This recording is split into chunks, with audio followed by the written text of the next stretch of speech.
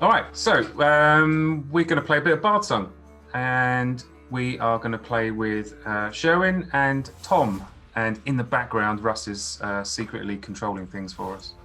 Mastermind. So we all know how to play, and if you are watching this at home, hopefully you've checked out the blogs. The game is super super simple. So after a couple of turns, you two will understand exactly what's going on. It's dead easy to get into. So let's have a quick look at the characters, just so we've got a bit of understanding of what they do. Who are you playing, Sherwin? I am playing Lightweaver, so I am the magic user of the party. I'll be shooting things from range. I also got a couple of interesting abilities that allow me to put out some conditions and then also generate some fate, which we'll get into a little bit later on. Fantastic. I'm playing Dawnguard, who is next to you on our character board, and I am largely a control piece. So I'm able to pin things in place in the initiative track, and I can also dish out advantage to people, to my allies, to make things a little bit easier to hit. And Tom, you are playing Stone. Yeah. Bread and butter fighter, front line, smack 'em up, basically. You've got it. You've got it. Nailed. Absolutely nailed. That is what she does. So we've set out the starting tile. We're going to play a short encounter, which means we need to get from this starting tile to the opposite side of the board. And the first thing that we need to do is work out how much lost treasure there's going to be on this particular board. Now, in the full game, this is shown on the actual adventure itself, but for this time, I'll just roll a quick d4. We get 3 bits of treasure, so let's stick those out in the darkness. Where do we want this one, left or right? Go clockwise. Why not? Go clockwise? All right, so we'll stick this one over here, because I rather suspect that for the camera, we'll drop a load of tiles down here. That's fair. Does that make sense? Yeah, cool. That makes sense. All right, sweet. So if we can get our dungeon to kind of go across these, then we find whatever these lost treasures are. The only other thing that we need to do is grab 3 of us. 1, 2, 3 fate tokens. And what we would ordinarily do is we would throw these up in the air, and however they land, because these are double-sided. But I'm just going to roll a d3. Oh, we get 3. Happy days. So we start with 3 fate points in hand for this, which is an auspicious start. So up at the top of the board, we can see the marching order, and we are going to be in exploration mode, and Dawnguard is going first by the looks of it. So I am going to use 1 action to move. I can move 2, but there is only somewhere to go. And I'm going to use my 2nd action to make an explore action. And I'm going to explore straight up, because that seems to be the most sensible thing to do. So because we're in a room, we're going to flip a corridor over here. And we get ourselves a crossroads, which has a challenge in it. So let's just grab the crossroad tile. And I'm going to drop that there, and I'm going to lock it, because I'm wise of what happens to pick up tiles. And we need to work out what challenge we've got in there. So the challenge card has the same little icon on it. Let's flip that bad boy over, and we have got a trapdoor. A trapdoor opens underfoot. This hero, which is me, makes a TN12 action roll. That is a dex roll, and if I pass, I can discard the card. If I don't, well, let's cross that bridge when we come to it. So, just quickly, one last thing, Matt. Yeah, let's drop you onto the tile. Yeah. Yeah.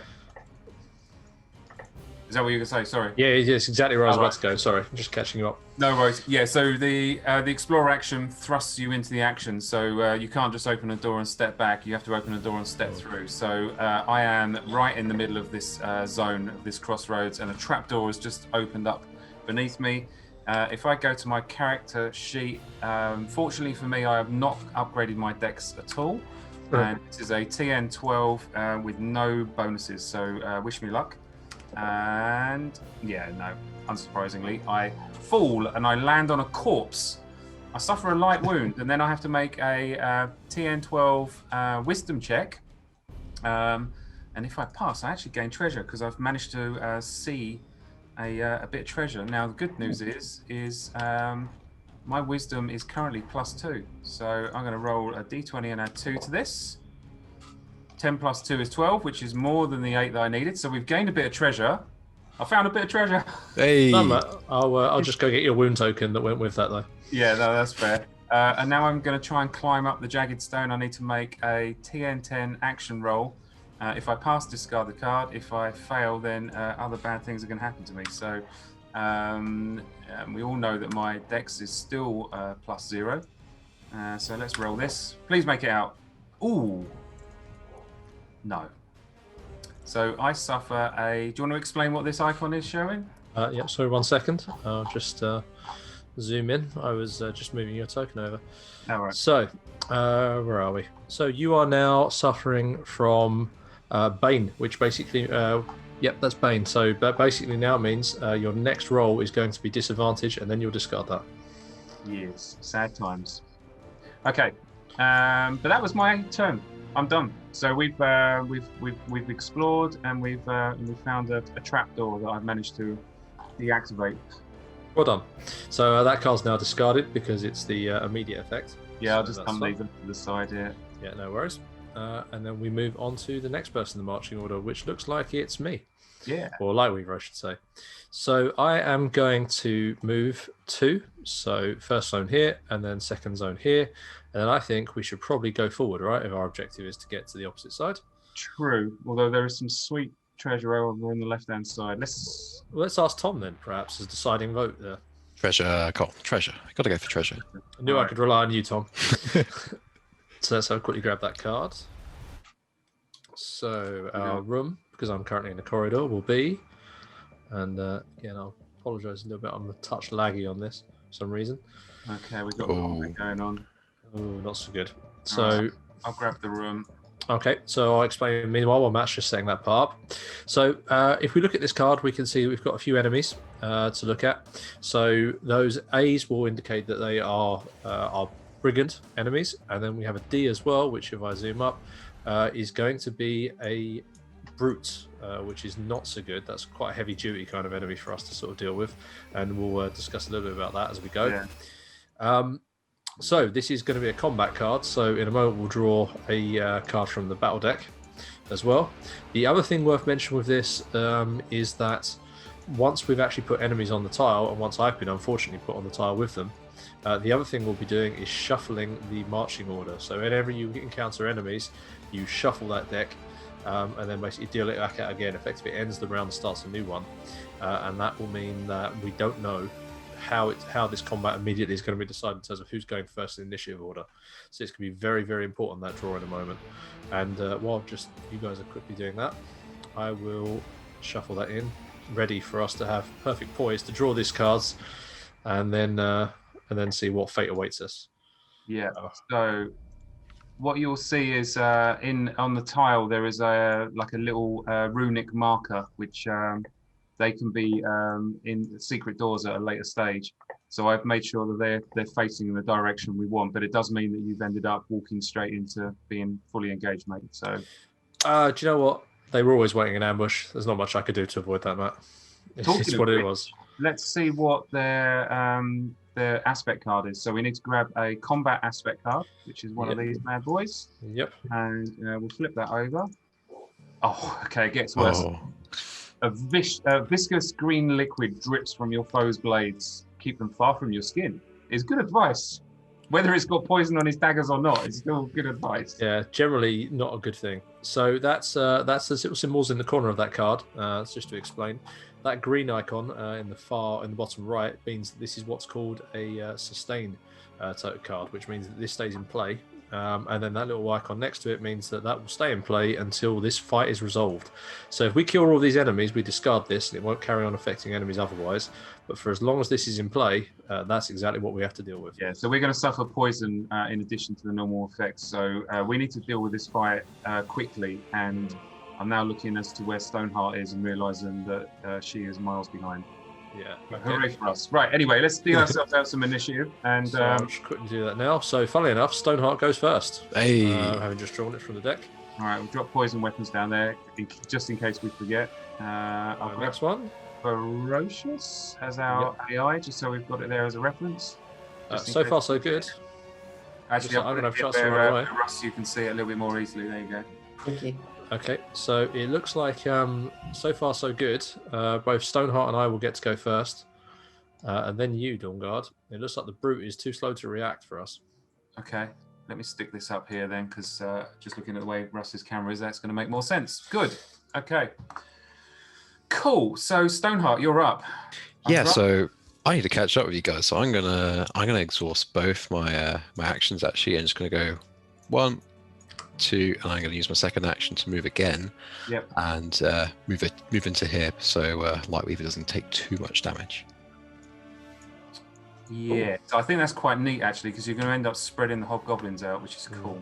That's very smart. When we get into behavior patterns, we'll talk about why that's quite so smart in a moment. So it looks like I'm next, and in true, well, so we have a lot of fate points, don't we? Which is cool. Spend them. No, unfortunately, yeah. So unfortunately, there's one thing I can't do, which is that I can't actually attack people in range 1. That's one of the rules on my cards. So I need to sort of back off if I want to attack back with my arcane focus anyway. So what I can do, however, is ordinarily if I try to retreat, I would take a passing blow as I move away. The enemies would reach out and hit me, which is obviously not the best. But I do have a vortex. Sorry, not vortex. I do have Azure Leap, which is an ability that lets me immediately be placed two zones away. And then resolve pushes against anything I land in. So it's got a lot of tactical ability here. I could, for example, I could jump into a scrum of enemies and spread them out immediately, or in this case, I can actually use it to teleport myself to safety and then blast them from the opposite side. That's exactly what I'm going to do. So if someone could flip me over a fate token, shocking I have to spend, I will jump back. Thank you. I will drop back to here, standing next to you, Dawnguard. And then for my second trick, I will, let's see, do you want to let me spend another fate token, or would we prefer that? Okay, let's spend another one then. So I'll spend another one to activate Elemental Mastery. That means that my next attack will automatically gain the Frost effect, which we'll come on to in a second when we get down to us attacking enemies. Right, so Lightweaver's about to cast a lightning bolt. So let's talk about how the mechanics actually work in terms of resolving an attack like this. If we look at Lightweaver's card, you can see a number of different stats, but the most applicable ones here are in the top right, and that is the range that Lightweaver has, and in this case you can see it's 2, and a dice type, which is the damage dice that this character uses when determining whether they've made a critical hit or not.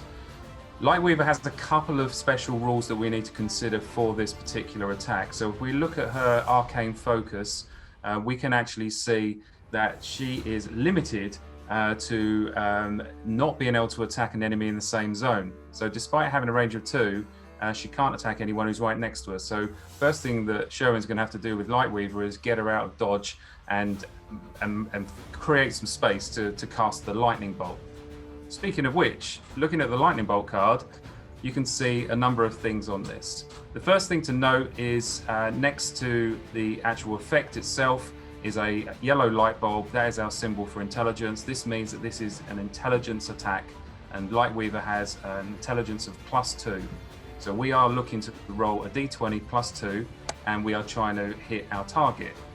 When we hit, we have definitely done a normal hit, which in this case is a single wound, but we will then roll our damage dice and we will try and beat the target's toughness. If we do so, then we'll score a critical hit, which is worth 2 wounds, and in this case, we'll kill a hobgoblin stone dead. The lightning bolt has a special rule, which means that Lightweaver gets to roll 2d6 and take the highest roll. And if you happen to roll a 6 on any of these rolls, because of Lightweaver's core rule, she will generate a point of fate. So Lightweaver has a real chance to stack up some fate, kill a hobgoblin, and get herself out of dodge. So over to you, Sherwin. Well, used Azure Leap to jump back, which we know obviously has worked through. So now let us use the lightning bolt itself. So 1 moment. Let's see if you hit. How do we know if you've hit? If we look at the monster's card that you're targeting, up in the top left-hand corner, you can see a target number. and this is the number that you need to meet or exceed with your dice roll. And just while we've got the card on screen, the next stat down is its movement, and then the important one is the skull, which is how tough this creature is. Because I can see that you've rolled a 16, plus your 2 is 18.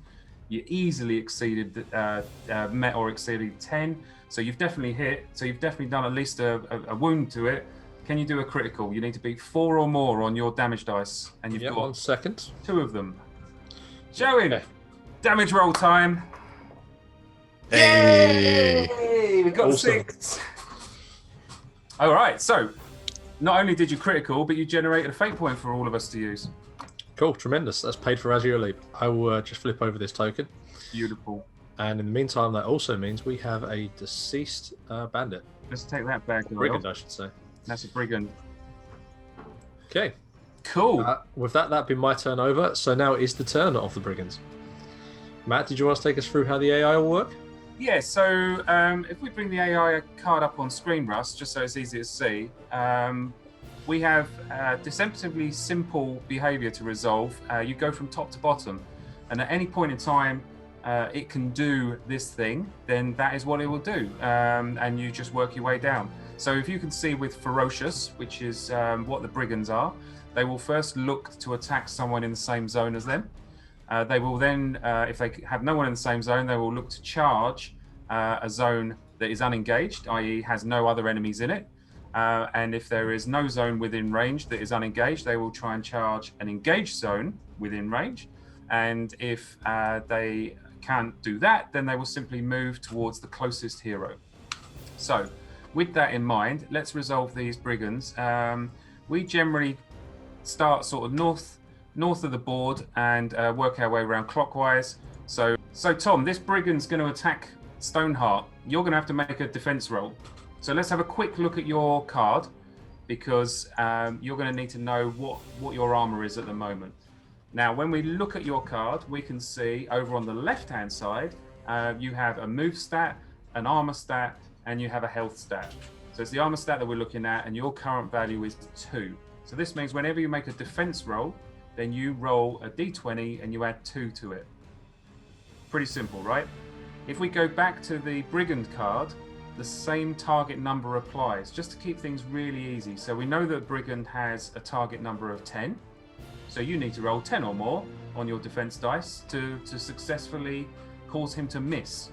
And what you will see on the brigand card is there are some creatures who will do things to you even if you successfully defend against them. But not in this case. Brigands only ever do damage on a hit. So roll your d20 and you need 10 or more. Fantastic. Well, let's roll. 11 plus 2, 13. Beautiful. So I succeeded. So the poison blade rakes off of your breastplate and does no damage. So just quick clarification on the enemy card. So they'll only ever do the first, as soon as they can do an action on that card, they won't then carry on doing other ones. So they only ever do the first one they get to. Yeah. So Now, that brigand is now done. The bad news is looking at the other hobgoblins that are going to try and go. They are going to try and will go unengaged. There is none in range. They've only got a movement of 2. So the furthest this one can get to is here. If he was to try and go for unengaged, he's not going to do that. He's just going to come in and give Stoneheart a bit of a whack. So I just want to thank you, Stoneheart. Right, I'll tough it Unfortunately out. for you, Stoneheart, you are tanking everything. I just want to thank you, Stoneheart, for your considerate nature of running in there and stopping them from getting to us. Very So good job. another D20, please. Plus 2. Right, let's go. 4 plus 2, 6. I fail. All right. So you take a wound and a poison token. I'll go take care of those. And the third hobgoblin brigand has also come in because you are basically sticking your chin in the wind and letting people hit it. You need another defense roll. Okie doke. 12. Succeed. Great. So you tanked 2 of them. That's glorious. Not bad. Not bad at all. Okay, so I think what I am going to have to do is try and, knowing that the brute is going to go next. Right. I'm going to, as Dawn Guard, use an action to move, and I'm going to move over to here. And I am going to, I think, use Steadfast for a for a fate point. A steadfast allows me to pin someone to their position in the marching order. And I'm actually going to pin Stoneheart to the top of the marching order. So when we reset the marching order for the next round of combat, you're going to go first for definite. That's a really smart move. And that's my go. So now it's the brute. So the brute is going to activate. He also uses ferocious. He's going to try and attack the same zone. He can't do that. He's going to try and charge an unengaged zone, which is now me. Yes, so the way you've set that up is really good. Not only because it doesn't get to me, but also because that means that effectively you've stopped Tom being dogpiled, which is really, really important. Because Bardsung's a cooperative game, it's super important to work with your allies to make sure that we kind of spread out attacks as much as possible. Don't let the enemies close in on one person and kill them. So my armor is 1, and his target number is 11. So my armor is +1, and the target number for the brute is 11. So I'm going to roll a 4, which is clearly not enough. So having failed my defense roll, let's have a look at the brute's card and see what he does. So we can see on a hit, he does 1 wound, which is the heart icon, and there is another icon there, which is an arrow, which actually means that the power of his blow is such that he just pushes me back. So I am going to go back from whence I came. He's going to push me back 1 zone, and I am going to take with me a wound and some poison, unfortunately. And the brute is going to stand there laughing. Also, hello, Dawnguard. Back in the room. Welcome to the Crossroads. Don't leave me here. So it's the end of the combat round. So part of the cleanup phase, as Sherwin's reshuffling the marching order, is for someone to roll to see if wandering monsters have been attracted. It is a d6 roll. On a 5+, we've made enough noise for a wandering monster to come this way. So fortunately, this time we haven't attracted a wandering monster, because I don't know if that would have been particularly welcome at this stage. No. So I'm quickly draw out. So obviously I'll left Stoneheart where they were, because Stoneheart is not as measure of part of this at the moment because of the pin token. But it looks like that was definitely the right decision for us. Look at this, guys. Oh yeah, who's going last? That is pretty sweet. Okay. All right, Stoneheart, over to you. Oh, great. Well, the first thing I'm going to do, being surrounded by all of these, I'm going to use a point of fate. I'm actually going to use backswing. Do it. And if you look at the description on backswing, if I hit the first one, I get to hit another one in the same zone. And as I'm surrounded, that seems absolutely perfect. It is perfect. The other thing to bear in mind with that is you've actually upgraded backswing twice. So you get a further +2 to hit on top of your strength of +2. So you're rolling d20 +4 with this. And you have, if you can remember, we got a target number of 10 with a brigand. So I like your chances. I like them too. All right, let's give it a go. 8 + 4 is 12. Good thing I upgraded that. So you've done at least a wound, but let's see if you can do a critical. So your damage dice is a d8, and the toughness of a brigand is 4. So 4 or more means that you've done a critical hit. Let's roll. 8. Yeah! There we go. Spectacular. All right, so with backswing, you've done a critical hit to your target, and you've also carried on through and done a critical hit to the next target. So that is 2 dead hobgoblins. Well done. Excellent. Let's get them guys off the board. Happy days. And that was only your first action as well, so you've got another one to go. And I'm going to use my second action. I'm going to use Balance Thrust on the last one left in the area. So that's +2 to hit as well, and +2 from my strength. So it's another d20 +4. Do it. So roll hit, Tom. Let's roll for that. 18 +4, 22. Beautiful. Pretty good. Done. All right, and let's do our damage. So you've got a special rule, which is if you hit with both attacks in a round, you generate a point of fate. I'll flip that over now. Well done. Excellent. All right, so let's get the damage done. All right, let's roll for damage. Yeah, that's what we want. 2 8s in a row. Spectacular. So that is again another critical hit. So that is a hobgoblin gone. So that's going to actually remove the Hobgoblin Brigand card from the marching order as well, because that's the last Hobgoblin Brigand card. The last Hobgoblin Brigand is now dead. And he is, and whenever we do that, we get treasure, don't we? Yeah. One point of treasure. So let's just add that to our stash. our kitty down there. Awesome. So that will come into use for a little bit later on, because I think we're probably going to find ourselves in a short rest to get rid of some of this poison. Yeah, I think so. Okay, so is it Dawnguard next, is it? It is indeed. It's you next. I rather think that what I'm going to do is... it's probably not worth using Wrath of Gods. I think I'm just going to step in and I'm going to Guiding Strike. So Guiding Strike is going to be a push effect, and more importantly, I'm going to give someone advantage if I hit. So I am hitting the Brute. Now the Brute has chains around his target number. What does that mean, Sherwin? That means whenever you attack it, you're always doing so at disadvantage. But fortunately enough for you, you already have the disadvantage effect from that nasty pit trap you fell down anyway. Exactly. So that's it not makes really no too difference to me. No. I'm already disadvantaged. Right, so I need to attack this with disadvantage. So advantage means I get to roll 2 dice or an additional dice and choose the highest roll, and disadvantage is the opposite. I get to roll an additional dice and sadly for me, choose the lowest. But fortune favours the brave. I'm +2 on this. Oh, no, not quite. You know, some you win, some you lose. Lightweaver, it's over to you. So I'm going to go make a lightning bolt attack now, since it's my turn. Now the advantage I have with this is that my lightning bolt is not a physical attack, so I will handily ignore the disadvantage on the attacking the brutes. That's a 16. Nice. It's good. Okay, so let's now roll some damage. Now the interesting thing about this is that I don't have to worry too much about whether I do a critical hit or not, because regardless, it's going to bounce off the brute anyway, thanks to the brute's special rule. So if we have a quick look at the brute's card,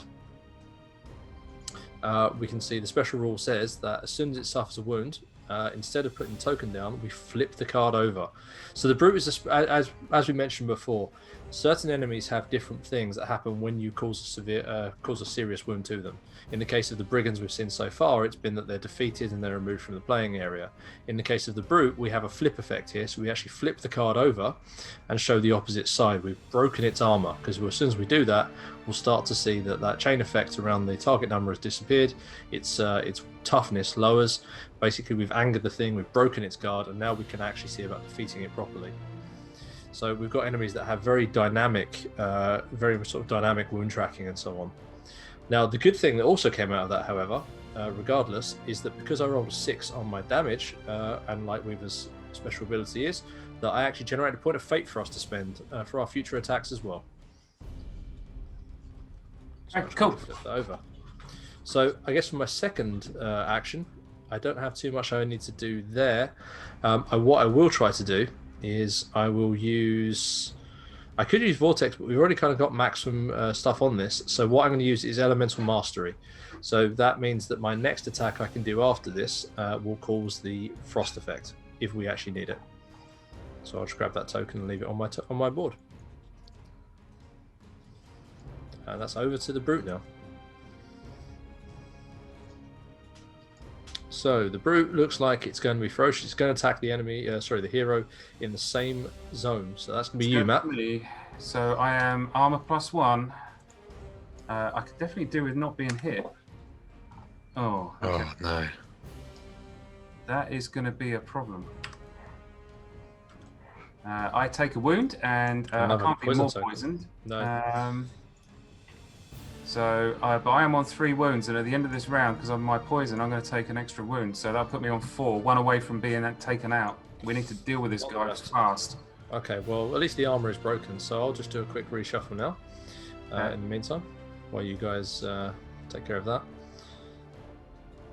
All right, so top of the shops is going to be Dawnguard, and Dawnguard really needs to stop getting hit. So, because at the end of that combat round, I forgot to do this, I would have taken an extra wound from poison. So realistically, if we don't kill this creature this round, I am going to die. I'm just putting that out there. So let us spend some points on... I'm I'm going to have to risk getting out of there. So I'm going to have to take a potentially a parting blow. I'm going to move 1, 2 to here. And I'm going to need to make a defense roll. So I'll just quickly talk about, so basically as you leave a zone with an enemy in it, the enemy will try to hit you. In true fair fashion, of course, this doesn't happen if enemies do vice versa, because that wouldn't be too easy for us to kill character enemies, would it? So as Matt moves away, the enemy will attack. You basically just need to make an attack roll and see if you can evade it like normal. So I'm +1 on my defense. 16 + 1 is 17. So I've managed to avoid getting hit by the brute. I'm now going to spend a point of fate to use my special ability, Wrath of Gods, which has a range of 1. So I need to actually make sure I move to a sensible spot. So I'm going to move to there. Wrath of Gods is a an intelligence attack, which I am +1 at. But it is non-physical, so I don't suffer from the disadvantage. So it don't suffer from the disadvantage. Is that 19? 19 + 1 is a 20. That's good. So that is a hit. So I've definitely done a push, and everyone else attacking this brute is going to have advantage for the rest of the round. But let's see if I can do a critical to it, because I've got a D6 and his toughness is 6 at the moment. So should be 4, I think. We flipped it. Oh, we flipped it. In which case, a 4 is enough. Nice.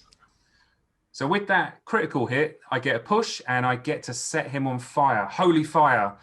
So the brute is now suffering from the fire effect, which means he is going to take a guaranteed wound at the end of this round. So all we need to do is finish him off with 1 more wound, and we're guaranteed that he's going to go down in flames. So it's over to you guys. Don't mess it up. Stoneheart's up next, and I'm going to look directly at him and go, balance for us. I'm going to give him a stab, which is a D20 + 4.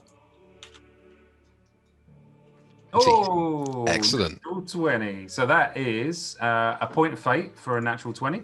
You also get it for a natural 1. And that counts as a critical. Fantastic.